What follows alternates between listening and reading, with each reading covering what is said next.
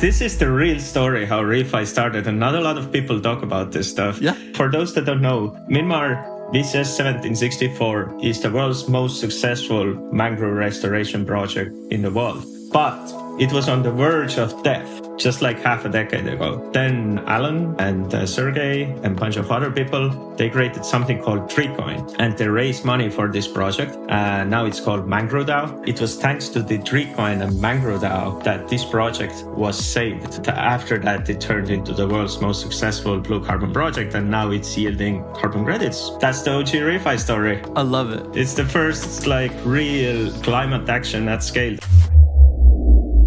Hey, what is good, ReFi Nation? John here from ReFi DAO, bringing a conversation with Stenver and Rez from Solid World. Stenver and Rez are two serial entrepreneurs who have deep experience in this space of climate finance, who've built an incredibly powerful innovation that enables projects on the ground to get financing for their climate action when they need it most, at the time of project inception. They don't have to wait years to receive payback by selling their carbon credits after they've been issued. They can get the capital they need now and start making progress. The idea of a prepaid credit or a carbon forward is a really important instrument in scaling climate finance at scale and meeting the needs of the various actors in the market. But in the current voluntary carbon market, this doesn't really exist in a way that can be done at scale. And so Solid World has used the power of Web3 technologies to facilitate a highly effective, liquid, and efficient market that meets the needs of project developers on the grounds, brokers, corporate buyers, and also capital providers in the middle. We dive deep into some of the technology, some of the methodologies that they're using to rate risk, and understand where this can go, even beyond the voluntary carbon market. I personally am incredibly grateful for the contributions that both of these gentlemen have made to this emerging space in ReFi, and I'm super optimistic about the trajectory of Solid Worlds and scaling climate finance with integrity in a meaningful way that anybody can publicly verify. Because as we all know, transparency and trust are key, and we need to put money where it's making the biggest difference, on the ground, in communities that are actually taking action now, today. Hope you enjoy this episode. Please do give us a review on Apple Podcasts or on Google Podcasts, wherever you find this show. We'd be very grateful to hear your thoughts and let us know what you think. Hey, what's going on, guys? Welcome to the show. How you doing today, Stenver? I'm doing really good. Just woke up an hour ago. How are you doing? Loving life, man. Just had a coffee with Matt from Future Quest, and man, life is good in sunny Lisbon. So what's good with you, Rez? Yeah, just also woke up an hour ago, but on the other side of the world. So very jet lagged right now. You guys must be up to something, man. Lots of traveling, lots of good stuff going on. Well, I'm super grateful to have you on the show today. This episode is long overdue. I've been following what you guys have been doing since, I think, before Solid World was even a thing. Mad respect for the hard, long grind that you guys have taken to get to this place. It's so exciting to look through in detail what you've done. The fact that these carbon pools are live, that you're providing real world returns, that you're actually financing projects that need it most, working with some really cool partners. And yeah, we're going to dive into what you're doing at Solid World and the problem you guys are trying to solve. And I'd also love to hear a bit about you guys' professional background, how you got to this place. Because I think this is really one of the pinnacle examples in ReFi of the potential of this technology. But why don't you kick us off a little bit, Stenver, just describing kind of at a high level, what is the problem that you guys are trying to solve at Solid World? And then we can kind of unpack things from there. Sure. First of all, thank you for the kind words. You're being too kind. But yeah, well, I've been in tech venture-backed tech startup space for more than a decade. I've also worked in climate space for almost a decade. So I have a technical background. I was early on in Glia, which is a New York-based unicorn company now. I was founder and CTO of eAgronom, which is a leading climate tech company in Central Eastern Europe. We turned 2.4 million acres of farmers into regenerative farmers over there and helped them create soil carbon credits. And I was also vice president of Estonian Founders Society for 2 years, which is the community where Skype, TransferWise, Pipedrive, all these unicorn companies in Estonia grew out from. And yeah, I got into blockchain space in 2013. And as part of eAgronom, we discovered the issue that we're solving in Solid World, which is how do we get financing at scale to these climate action projects on the ground, how to build this public goods infrastructure in a sustainable way that makes economic sense. And that's a bit about me. Amazing, man. Love it. Thanks, Stenver, for a bit of an intro on the background, the problem space. Rez, I'd love to hear, your intro in terms of where you've come from, how you got into this place, and what you're up to at Solid World. Yeah. Hi, I'm Rez. I've actually been on this podcast before. By background, I'm a data scientist and product manager. Been working in venture-backed businesses for quite a long time. Done corporate data science consulting, and then ended up in Stenver's last company, Agronom, as the go-to data science and product person running innovation for eAgronom on the technical side. And in addition to that, I occasionally run this small niche podcast called This Week in ReFi, which is the little brother of ReFi DAO podcast in that sense.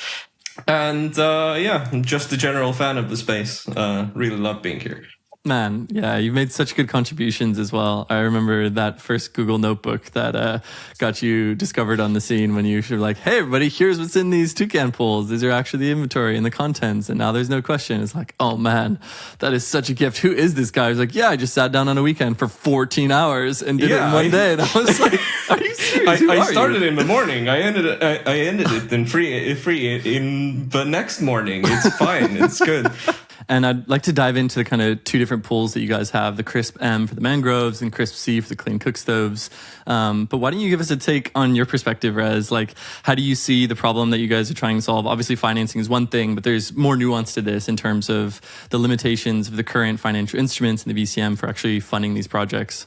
Yeah, so let's zoom out for a moment and talk a bit about what we experienced at the Agronom in the first place, which is just the fact that eAgronom is working on soil carbon, and they have this very unique challenge of having to go up to farmers and say, hey, do all of these regenerative practices and just, here's a list of things you need to change. Just change all of those. We know it's going to cost you money, but keep doing that for a while. And in 5 years, you'll get carbon credits, and then they'll have value. You need to be convinced that they'll have value, but they'll have value, and then you can sell them, and then you'll recoup the costs of the things you were doing 5 years ago, which is a psychotic pitch that doesn't really make any sense. I heard from media carbon credits are scam. What are you talking about, man? Yeah, exactly. And the reason why everybody keeps talking about we don't have enough high quality supply, we don't have enough high quality supply is really what we saw on the project end was there's just a willingness to pay for high quality supply once it's created, but there's so much friction in getting access to it before that point. While on the other side, the projects that require the most capital to actually happen are generally the most additional. They're the ones that get the least pushback from the market when they actually get used to make environmental claims, right? The whole problem is that if we have a bunch of these credits currently on the market that were very easy to finance because they didn't have unit costs functionally, they just kind of happened. And I guess one of the best examples of this would be a study about Indian wind farms that shows that 50% of these Indian wind farms would have happened with or without the carbon credits, right? So in that kind of a model, of course, you're going to have a whole market of this kind of supply that was very easy to finance. And then because we lack the tools, we don't really have the kind of supply online right now that everybody wants, but is more challenging to finance. So that's the kind of angle that we're looking at it with. We have a systemic issue that holds back the creation of the kind of climate action that everybody wants. That's the kind of problem we're tackling here. Yeah, and I think there's so much nuance there, because on the one hand, you have this high demand for high quality credits, and then there's this lacking instrument to provide that in a way that people trust, because there is a lot of concern and reputational risk alongside deploying capital and then obviously finding out, it didn't actually go to where we intended it. But as you guys share on your website, this market is experiencing a supply crunch. And, because of these voluntary climate commitments, we're looking at 25 to 30x growth by 2030 in order to maintain these targets. And so I'm curious to unpack, what is the intervention that you guys have built at Solid Worlds? How does it work? And who's it for? Maybe we'll take that one with you, Stenver. Right now, let's talk about how, as a project developer, you get funded. You want to do reforestation, for example, or it could be anything else as well. It could be building machines that suck carbon out of the air or anything else, but let's just focus on reforestation. From the moment you plant a tree to the moment where you can issue certified carbon credits, it currently takes you 3 to 5 years. That's a really long time for them to start generating cash flows. So what happens is that these carbon project developers are working really hard to sell away their future supply at discounts. But the markets over there are like a medieval bartering economy. There's no financial markets. Medieval bartering economy. Yeah, it's just people meeting each other, shaking hands, having cocktails and stuff. It's very slow. It's very OTC. Everything is done behind closed doors, right? It's all about relationship building and it's basically like raising capital. But that's not scalable. That's not how we can scale climate action in meaningful, impactful way. We turn it around. So these same project developers, assuming they pass a certain bar and our curation process, they can access instant liquidity at transparent market prices, at commodity prices. Whenever they like the price, they can just sell to the market. Just like in a stock exchange, you can sell away our commodities. And then on the flip side, we have a lot of different players out there who try to connect the buyers and sellers and try to match deals. But the way the market currently functions is I sort of like to imagine there's these real estate portals, and then you have a bunch of realtors, and they sort of go around and they show their favorite apartments, and every apartment is the most best and beautiful and highest quality apartment there is. And it's very high friction on all sides. But we change it around. So all of these different actors who are trying to connect buyers and sellers, they can now access commodities. They can basically have access to structured prepaid carbon credits or forward carbon credits, as some call them, at transparent and liquid prices with very strong underlying contracts that have guaranteed delivery, that have priority delivery. And then they can just buy on the market and focus on the end consumers. And since they don't need to negotiate on both sides of the market, it cuts out the time that they need to spend selling. More than, communication overhead is sort of exponential. So it's more than 50% of time is saved, and they just need to focus purely on what the buyer wants and buy in the quantities on the market that they need from our liquidity pools. And it has this sort of positive feedback loop and this network effect that the more deals you drew through commodities, the more it makes sense for you to do even more commodities. And the end result is we're sort of this green NASDAQ, if you will. And then we work with interactive brokers or Robin Hoods who get these products to the end customers. Okay, so there's basically three key actors, right? You have the suppliers of the prepaid credits. In the case of your mangrove, this is all Vera mangrove, so a established industry standard. Where 50% is redistributed to the local communities, at least. Yes, a nice stipulation. I remember reading that, and I was like, good move, guys. And so this was actually required by the suppliers themselves. Yes. They demanded it. A really important note about how we set up liquidity pools is that the initial supply essentially provided by the suppliers that we work with. In this case, it was Alcott and Blinder. Great projects, great people. Yeah, absolutely fantastic people. But them as project developers themselves have very high conviction in doing the kind of meaningful on the ground impact that it actually takes to solve the huge overarching problem of climate change. They demanded that this be the criteria because they don't want to see a sort of race to the bottom when it comes to how little you're redistributing to the local community when you are working on land that is so essential to their existence. And you can actually see these contracts for each project live on your website, which I love. You guys have really built quite a lot of intelligent mechanisms, listening to the needs of all the different actors in the market. And I want to talk through this from the perspective of a specific project in a second. But just to outline that we have these project developers like Alcott or Vlinder, we're working with communities on the ground, and they want to plant mangroves in order to obviously draw down carbon, but also protect their communities from coastal erosion, natural disasters. Like, these are really vital ecosystems. They increase biodiversity.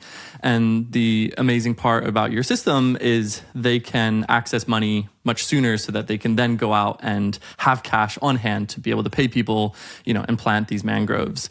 On the other side, you have this kind of middle mechanism of liquidity providers, right, who are putting up USDC and CRISP-M as a token pair into a pool to say, hey, I want to get a return from facilitating this market and making this exchange of value, which is so valuable for all the actors.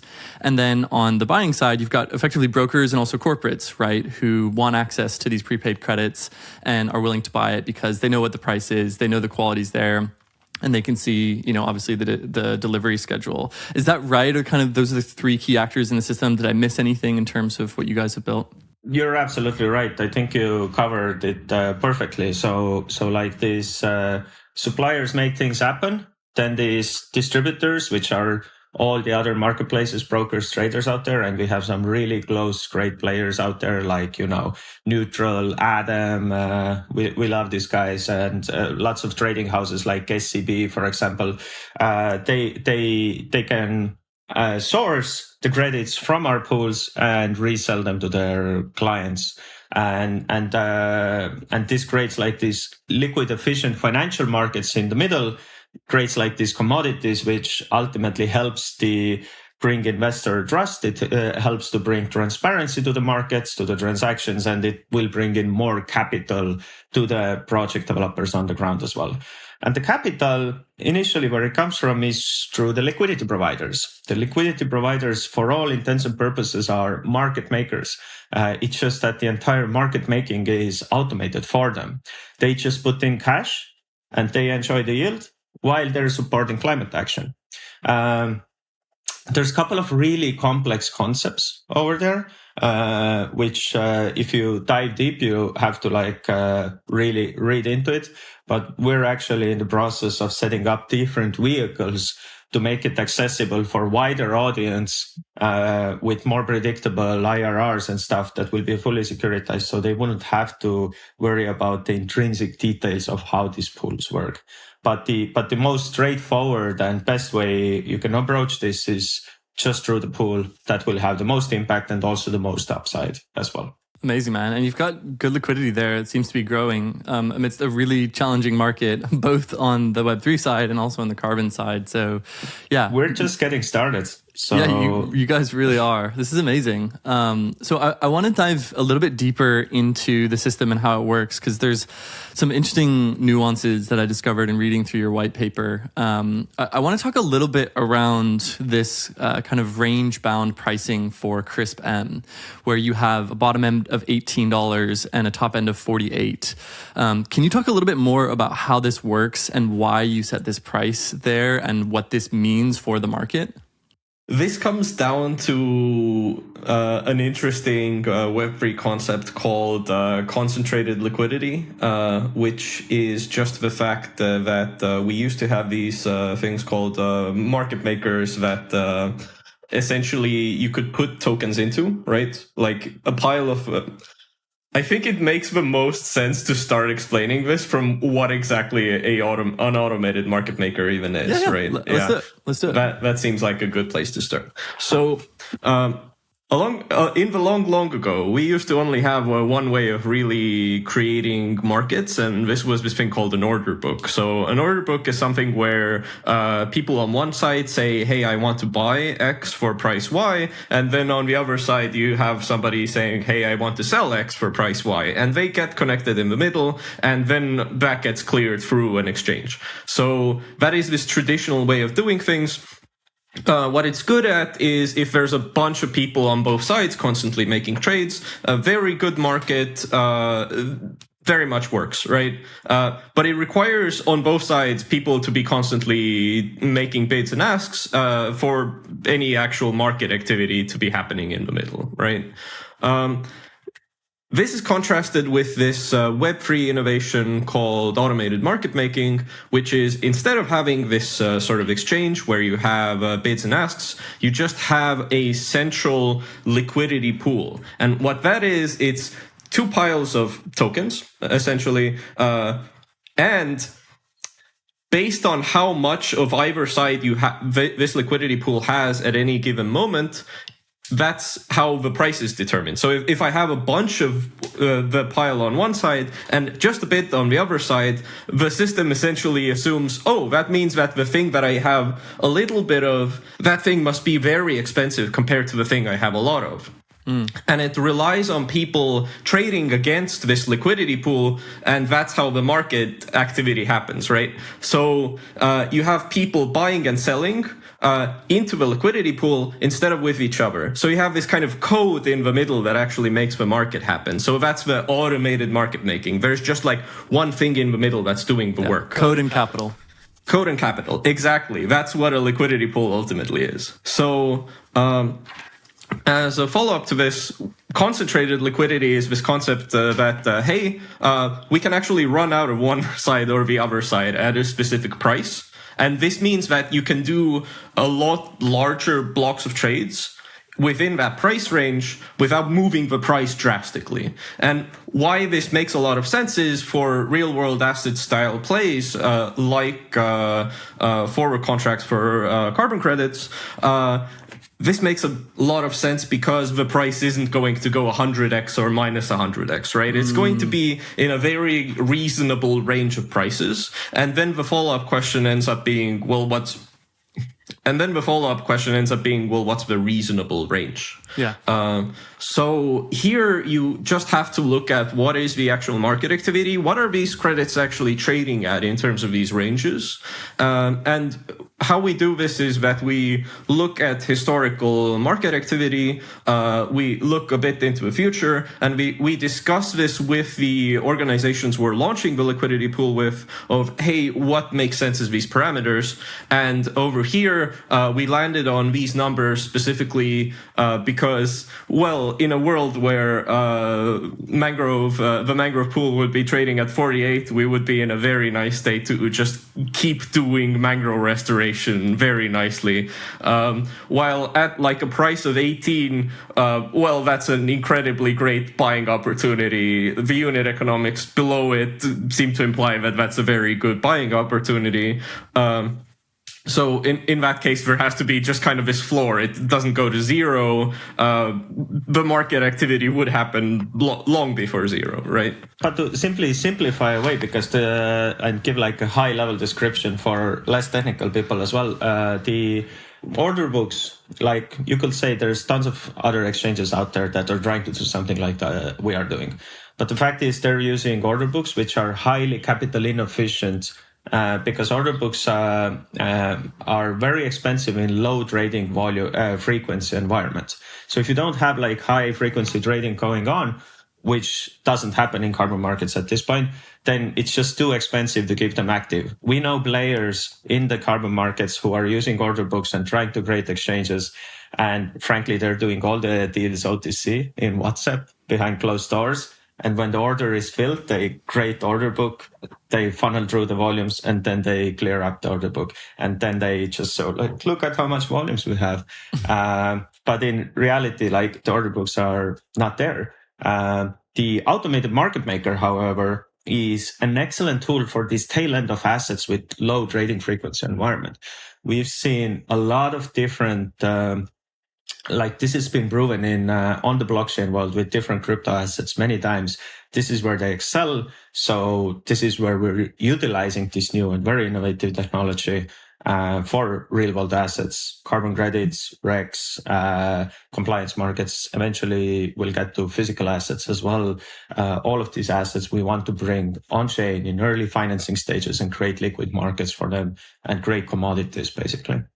And we've been doing pretty nicely. You mentioned the TVL before. We launched like 4 months ago, and since then we've grown to 2.2 million TVL, and we already have capital lined up to double that within next 6 months. So it's very interesting times and incredibly insane and fast growth. We've been approached by so many players since launch on all sides of the market. So I mean, it's such a key instrument, and I love how you guys have scoped it so narrowly and really built a very robust and thoroughly considered system for this problem. And I think it's great that you've obviously already got Crisp M for mangroves and Crisp C for cook stoves. But I just want to go a little bit further into this mechanism, because I think it really is a great testament to your guys' experience and how rigorously you've thought through this. Because I know, Rez, you and I often have fun playing around on Twitter. There's lots of conversations around tokenomic models and really just avoiding the death spiral, right? Like we all, in all cases, want to make sure we're building stable, resilient systems. In this case, Crisp M is backed by a prepaid credit that you can actually exchange for that credit and take the contract off chain, right? This is a mechanism that you guys have built. So there's basically no instance in which there could be a death spiral, because every Crisp M is backed by a real contract that you could just go take and, bring it out of the crypto land. Is that right? Is that kind of how the mechanism works? Before you get to that, I just have to say I love, John, how you said that it's so nicely narrow and scoped and simple, because we've been talking with so many people lately who are not maybe you could say that financially savvy, and they're like super struggling to understand that. They say it's so many details and complexities, while we have just, I think like laid out all the details that we have. And even though we also think, it's an incredibly small team handling a very specific problem set. And it is. Yeah, totally. Yeah, man. I mean, that's how I see it, especially as you look across the field, what other people try and build. Like, it's totally there. So, do you just want to dive into a little bit more of those Crisp M mechanics, Rez? So what interesting is there to say about the Crisp M mechanics?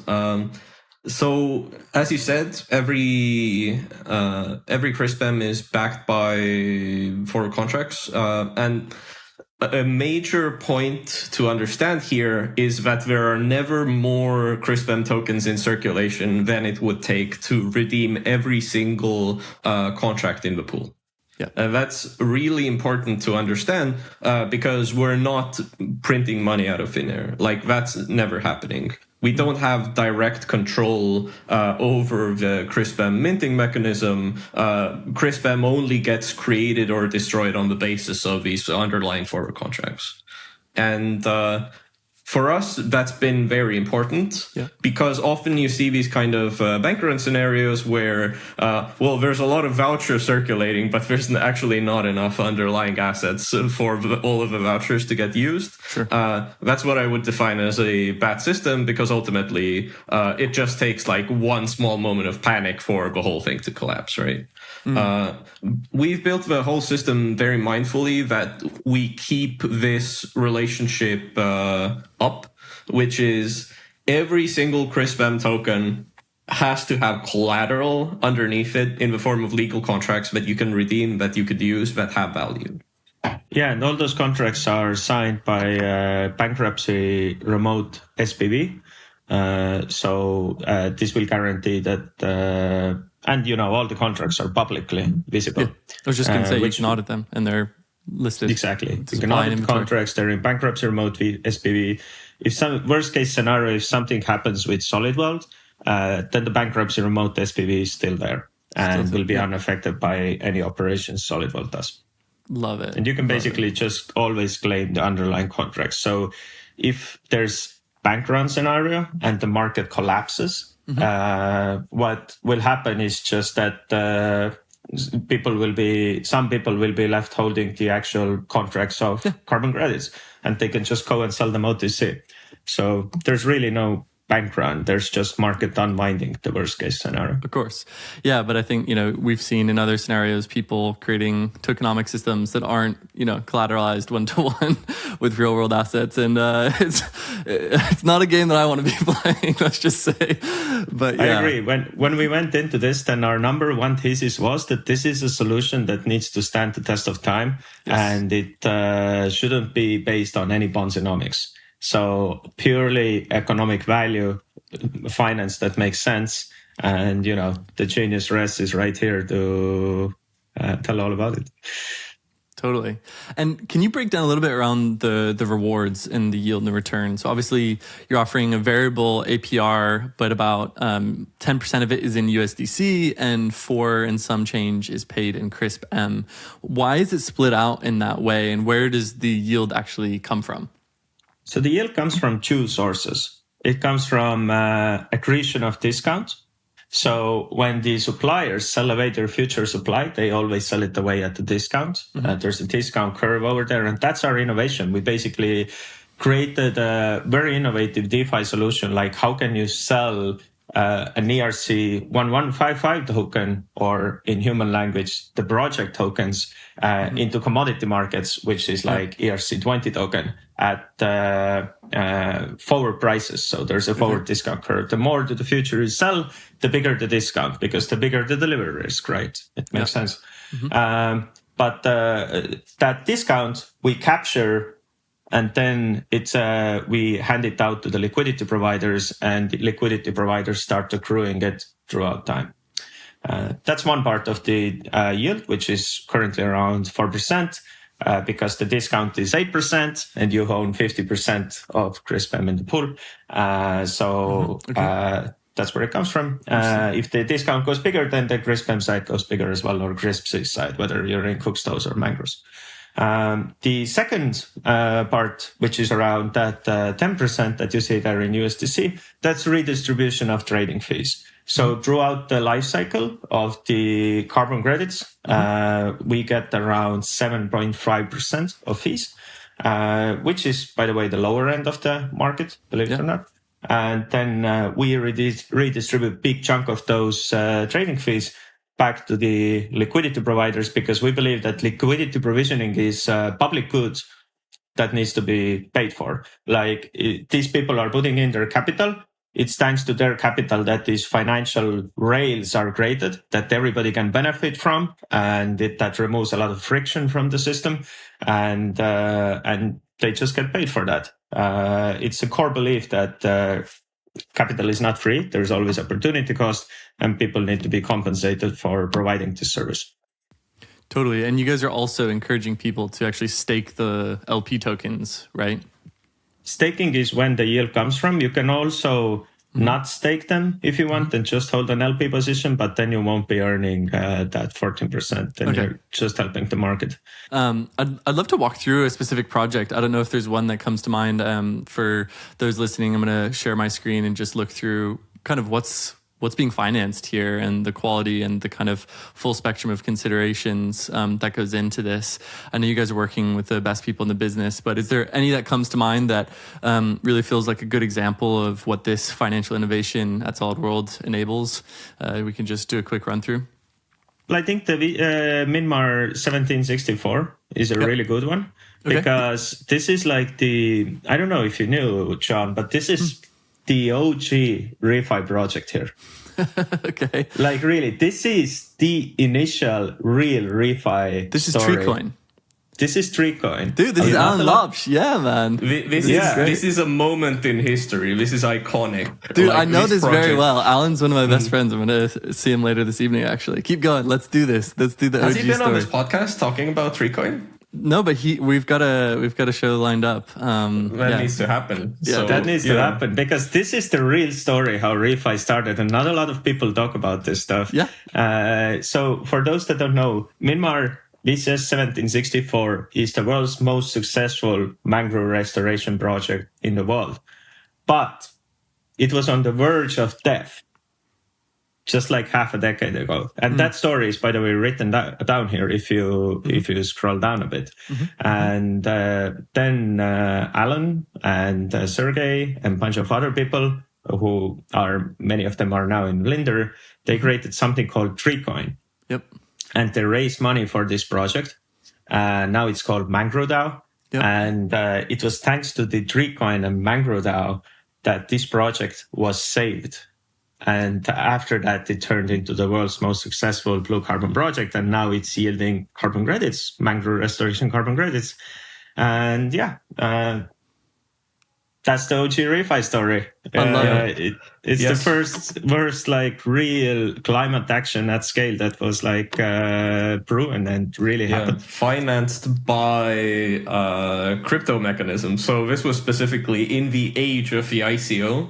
They did an ICO for something called TreeCoin, where every TreeCoin you bought was essentially like a mangrove tree planted in the Forheimdal park in Myanmar, which is fantastic in its simplicity, but also actually enabled this project, which, as we've talked about, actually very additional projects are more challenging to finance. And this was in the long ago, where the fact that, hey, we should actually do something about it was even less discussed than it is now.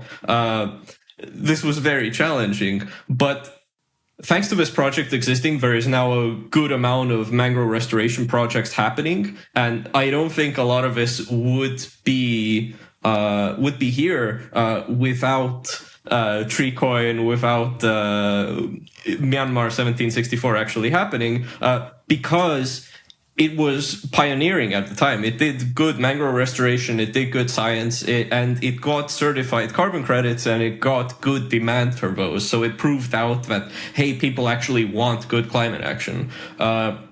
For example, Salesforce bought a huge chunk of 1764 once it came online. They're a very big believer in mangrove restoration as like a good climate solution. Yeah, man, it's amazing that you guys have got these projects in the pipeline. You're continuing to supply and expand, the mangrove restoration here, and we can stand on the shoulders of giants, and also imagine what people will build on top of this infrastructure, which I think would be super cool to look at. I'd be curious, Rez, to know what your thoughts are over a longer term time horizon as you guys continue to gain liquidity, financing new mechanisms. What can be built on top of this system? What's the kind of extensibility, and what can you see out in the future? Yeah, because we built this on top of Web3 Rails, a lot of the time we're asked, like, why the hell would you do this, right? And ultimately, really? Actually, people ask us, like, hey, why do you use Web3, right? Yeah. Like, why? And the answer for us is, like, really obvious. It's because of the interoperability, right? Like, we didn't have to go out of our way and build a centralized exchange or something so we could have this market. We're using Uniswap to do the market making for us. Yeah. We don't have to manage that position ourselves because that's what we have Gamma's code for. We have these pieces that allow us to just focus on what is actually missing. What are these parts of the market that actually are unfilled, and work on those particularly.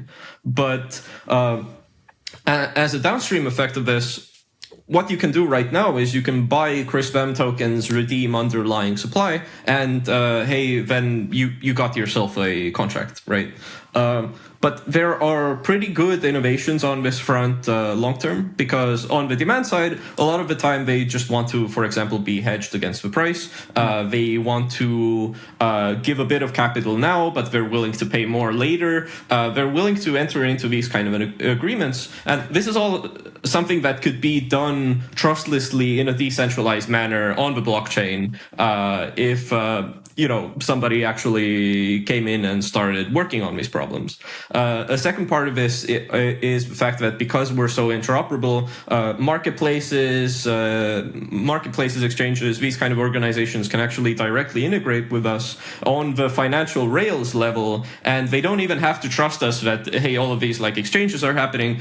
They can see what's happening. Like, it's public. It's there.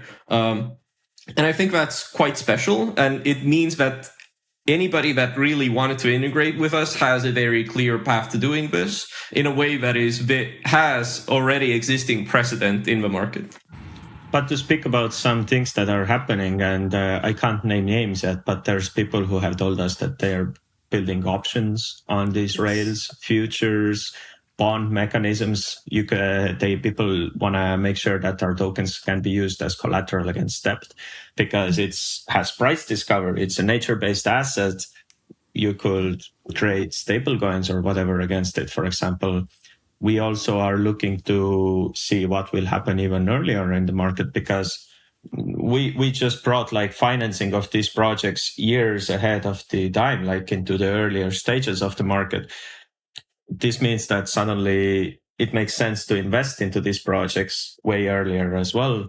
There's people who are thinking about doing like all sorts of, tokenized equity streams. And there's really a lot of things you can start building on top of it. It's sort of like a money Lego that fits into DeFi, into NFTs, and into real world solutions all at once. The interoperability aspect is super powerful, and there's quite many players in the background already working on this.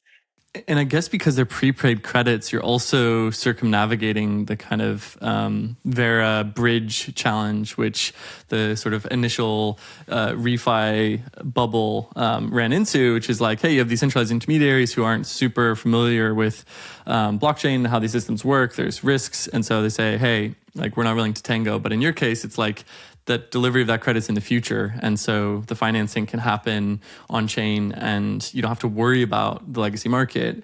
Is this something that you guys see growing to loads and loads of methodologies, or like, where does this go from here? You guys have got mangroves, clean cook stoves. Like, what's the kind of roadmap from this point? We're planning to launch a couple of more markets. We have liquidity providers, we have suppliers lined up who want to set up markets with us. On top of like launching few more markets in voluntary carbon market, we want to break out of voluntary carbon market. So we're actually heavily researching like, where can we take this solution? And we see there's a lot of applications in a lot of different industries. And yeah, we want to be the players who solve the forward financing and bring it all on chain, and not just to bring it on chain, but to actually solve it 10 times better than the TradFi so far has solved these markets. That's massive. I'm super, super encouraged to hear that. That's really powerful. And I think those kinds of unlocks of, large volumes of real world assets coming on chain could be a major contributor to the next cycle, because we need that diversification and the stability. It's been such a roller coaster ride.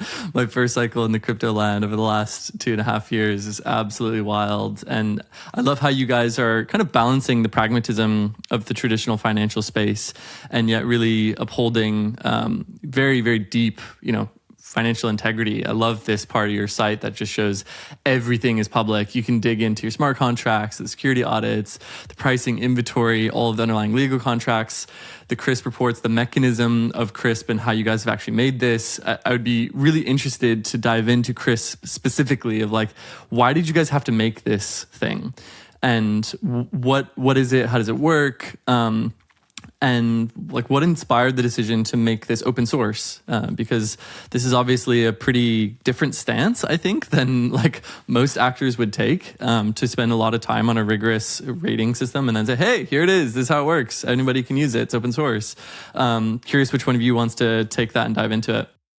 I can start and Rez can dive into details. So basically, the reason why we started it is simple, because nobody else is doing it. It's not that we really wanted to do it, but we had to do it. We're dealing with forward contracts. We're dealing with prepaid contracts, which means that we need to make sure that we minimize the delivery risks. That's for both liquidity providers and the end consumers as well. Every party is interested that this risk is minimized. When like reputable other players who do like third-party assessments for forward deliveries come out, we're very interested in exploring if it makes sense to get an independent audit as well. Which is one of the reasons why we released this CRISP framework to the public as well, because carbon markets at this stage, it's funny, but they're one of the most untransparent markets in the world. Right. Which is like the opposite it should be, since the way I see it, it's a trust-based market. Mm-hmm. certificates. Like it's purely based on trust, and that trust has been really under fire ever since January and the Guardian article for, I would say, good reasons. Yeah. But yeah. So we made this framework public to invite the wider community and audience to work with us, to collaborate with us, and like co-create better versions of it. If somebody wants to come and create like their own version on top of it and make it the proprietary version, and there are a few players like that, we're happy to hand out licenses and whatever. The main goal for us is to make sure we get the best sort of climate action here possible. Yes. We're not here our goal is not to monetize the CRISP, although there are players who have offered us that, hey, could we provide this as a side service as well? We'll see. But our goal is to invite more transparency and active participation in the space. And we created this framework. And the framework itself, it's incredibly thorough and active. I see all the biggest corporates in the world constantly look at it. And, it's clear that I know a lot of big players in the space who have now started to create their own version of something similar. Interesting. But what I also know is that at least 2 Lloyd's-backed insurance companies are using the big chunks of it to build their underwriting on. Wow. So it's had a really powerful effect on the market in total. Yeah, so you basically were forced to make this contribution to the space, and it in effect allows you to maintain really high quality supply because you have this rigorous rating system that you've built. It's public, it's open, it's transparent. Anybody can go through and see the CRISP rating for the project. And also what I understand is you have a kind of secondary fallback mechanism, which is your 7 largest liquidity providers are also incentivized to maintain quality coming into these pools. And so you have those kind of 2 balancing mechanisms. And just looking through here, for those listening, there's a really nice breakthrough of the CRISP methodology on the website. And you can see exactly how the score is calculated, with carbon yield risk comprising a majority of the score, 60%, followed by climate catastrophe risk, financial risk, policy and legal risk, and then a long tail of project developer risk. And you end up with a score from D all the way up to AAA, which qualifies the project. And so, what is the threshold that actually lets these projects into the pool? Is it A and up, or what's the kind of rating threshold?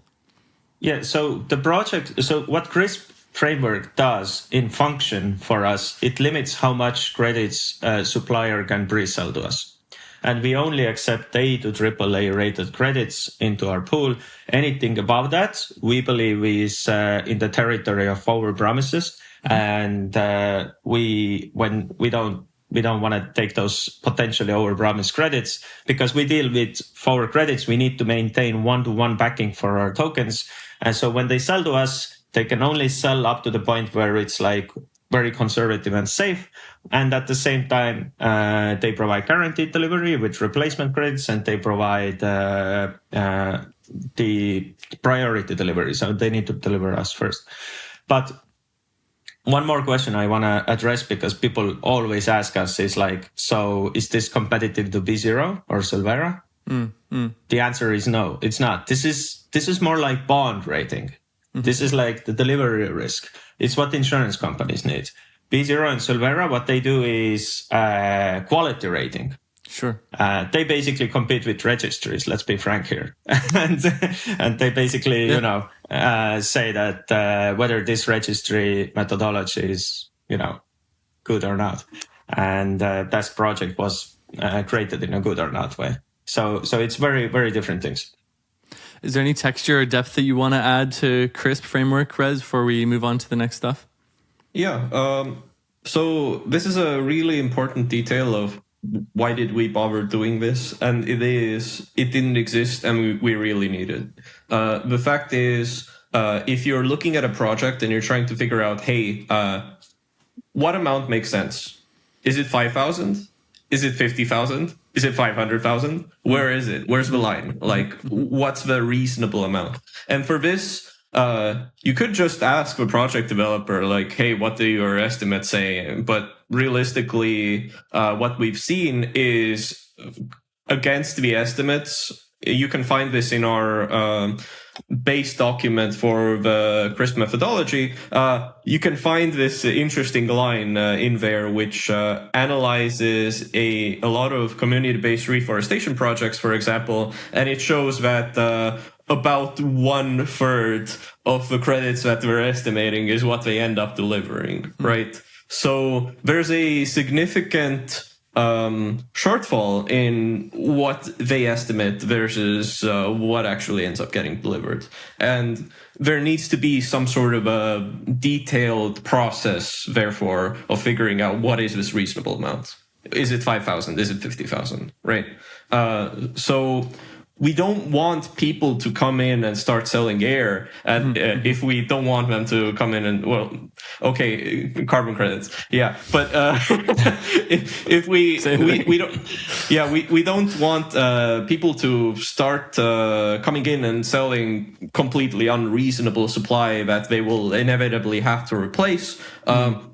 We want there to be a very high likelihood that you as the buyer on the other end, you're going to get exactly this project from exactly this vintage instead of a replacement having to happen and you getting some sort of alternative delivery.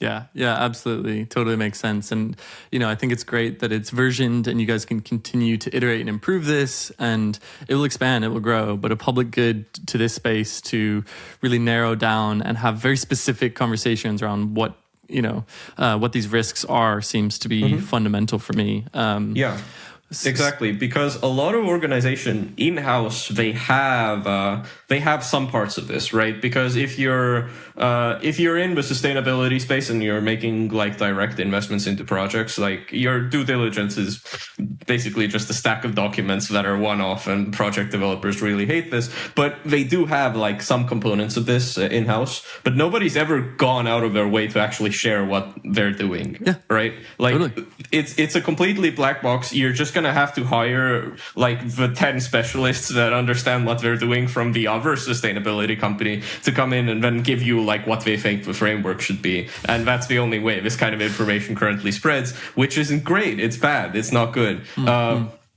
This is why we felt that it was so necessary to put the CRISP framework out into the public, because the CRISP framework fills a role in information space that nobody actually bothered to fill for the public, right? Like, if you're an organization looking at these kind of projects, you should have some sort of way of understanding what you're looking at. Currently, that document has not existed. And we felt it was very important to put something like this out there. Ultimately, we don't consider this to be our main business, ultimately, of running the CRISP framework. This is a necessity. It needs to exist.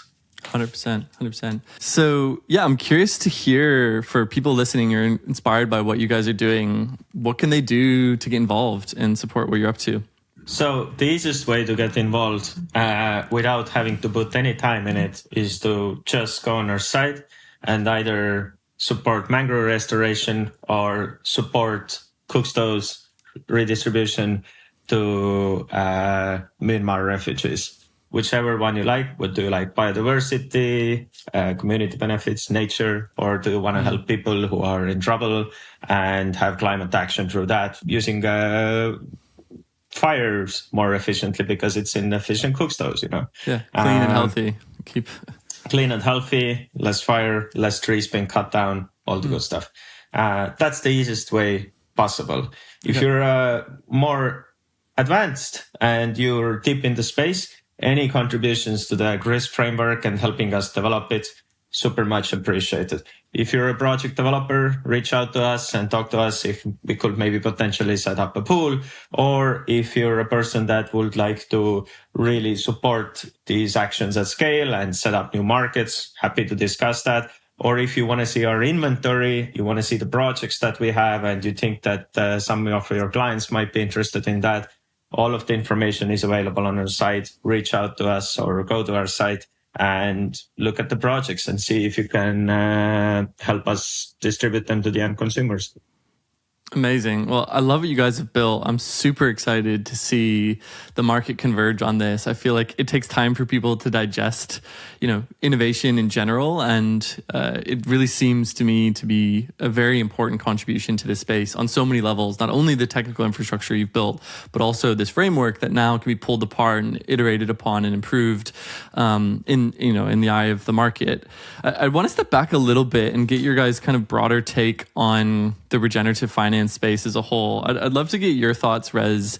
I mean, you and I met in Discord, and we've already had an episode together. You run This Week in ReFi with Slapton. You're super into the space. What's your kind of current read on the state of ReFi? Where are we today, and where are we headed? Well, I think we're in quite a deep bear market. Really? I mean, like the 5% risk-free interest rate is like quite a vibe. And that has knock-on effects everywhere else, including even just on the ground, ultimately how easy it is for projects to access capital. So it's a vibe right now, but ultimately this is temporary, right? The second part of this is how are ReFi projects doing? I think a lot of ReFi projects realized that when things got hard, like it wasn't really like what they liked doing and ended up going somewhere else. I think we're seeing the big hype cycle kind of turn into committed people who have a vision, staying in the space and making things happen. And conversations recently have been so deep and interesting, and I've loved every moment of it. Honestly, I think this is also something that people in the crypto bear market really experiences. Conversations in a bear market are always 10 times more interesting. They're always about the fundamentals. They're about what is it doing? How is it solving the problem? Why is it important? Instead of, is it going to go to the moon and am I going to be rich tomorrow, right? Like that's not the conversation. The conversation is how is value created? How do we make something that people want?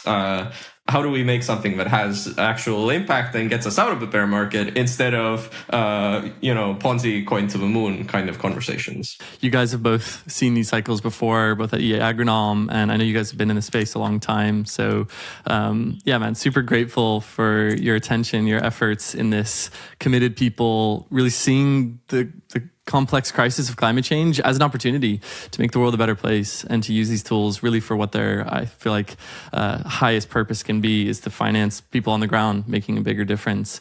How can people get in touch with you? What's the easiest way, Stenver, for folks who are listening to get in touch? Super simple. Just go to our site. There's a contact us form there, or join our Discord. That button is on our site as well. Reach out over there. We're always keeping an eye out. And just reach out and get in touch. Amazing. Solid.world/contact. And I know you guys are both pretty active on Twitter and LinkedIn as well. People can find you there.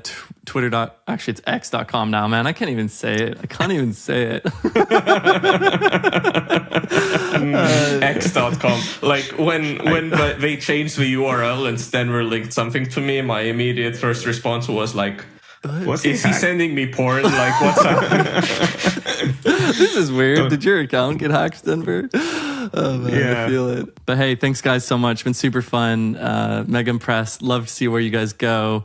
And yeah, hit us up if you need anything. And we'll look forward to talking to you guys in a few months and seeing what's coming around the corner. Thank you. Thank you for inviting us, and really appreciate the time. I'm looking forward to seeing you around. I'm sure we'll see each other soon again. And we'll get through this bear market. Yeah, of course. We can already feel the bottom. It's only up here. We can already feel it. Oh, it keeps going down. Another bottom. Up only. Yeah. Up only. Up only. It's been up only for years. Yeah. For years. All right, guys. Take care, man. Appreciate you. Cheers. Ciao. Cheers. Thanks so much for tuning in. I hope you enjoyed the show. I would be so incredibly grateful if you could leave us a 5-star review wherever you listen to your podcast.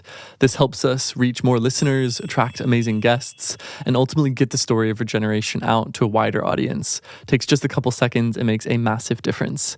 Thanks so much. And do let us know if there's any guests that you'd love to hear from. We'd be very grateful to hear from you. Thanks.